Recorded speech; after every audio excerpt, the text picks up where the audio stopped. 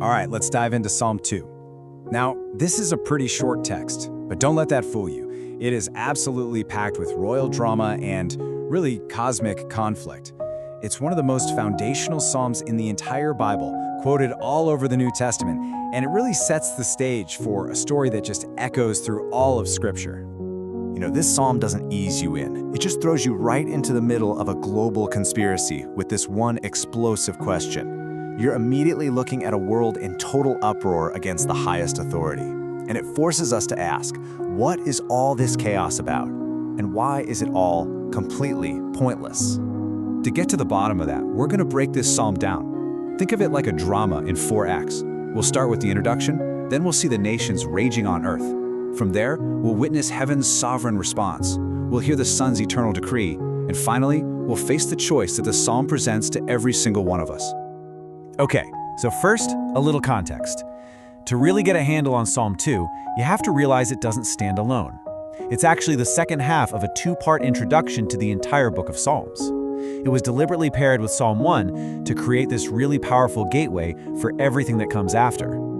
It's brilliant how it works. Psalm 1, it kind of zooms in on the righteous individual who finds blessing by delighting in God's law. But then, bam, Psalm 2 dramatically zooms out to the entire world, where all the nations are plotting against that same God. And here's the really cool part. Psalm 1 starts with the word blessed, and Psalm 2 ends with the word blessed, framing the whole collection with 2 very different paths to find that blessing. And what makes this psalm feel so alive is how it unfolds. It's really structured like a play. The perspective keeps shifting from scene to scene, letting us hear from 4 totally distinct voices. We hear from the rebellious nations, then God the Father, then the Anointed Son, and finally, the psalmist himself, who makes this final urgent appeal. So, Act 1. The curtain opens on earth, and it is pure chaos. You've got the kings and rulers of the world all gathering together, whispering, plotting. But this isn't just some random outburst. This is a calculated international conspiracy. They have a very specific target in mind and a crystal clear goal. And this is their defiant war cry. You see, they look at God's law and His rule not as a source of order and life, but as chains, as fetters and cords that they need to break. Their goal is total freedom, a declaration of independence from any kind of divine authority. So, who exactly are they rebelling against? Well, it's not just one person, but 2. The Lord, Yahweh Himself, and His Anointed. Now, back in the day, that would have meant the Davidic king sitting on the throne in Jerusalem, but prophetically, it's pointing to the ultimate Anointed One, the Messiah. In fact, if you look in the book of Acts, the early church saw this fulfilled perfectly in the conspiracy of Herod, Pilate, and the crowds all coming against Jesus. And now, the perspective shifts dramatically. We pull away from all that frantic plotting on earth, and we rise up to the throne room of heaven. The contrast here is just stunning. There's no panic, no emergency meeting, just calm, absolute, and almost amused authority.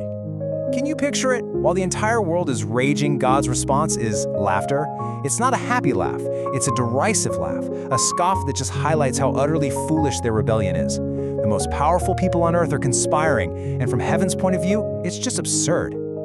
But this isn't just a simple laugh. It's sending 2 very different signals. For God's enemies, it's a terrifying sign of their coming doom. But for His friends, it's a source of incredible comfort. It's a divine reminder that no matter how chaotic things look down here, He is in complete control. And now, for the first time, the central figure in this whole drama finally speaks. The spotlight is on God's Anointed One, the King. And notice, He doesn't argue or try to defend His position. He simply declares the divine decree that establishes His authority forever.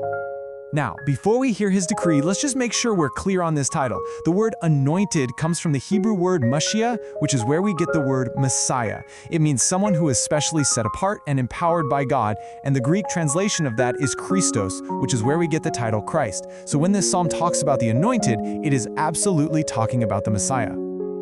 And this right here is how the king demonstrates his authority. He quotes God the Father directly. Now, this language of sonship was pretty common in the ancient world for royal coronations. A king would be adopted as the son of the nation's God, which gave him divine endorsement. So here, it establishes the Anointed One's unique, intimate, and authoritative relationship with God.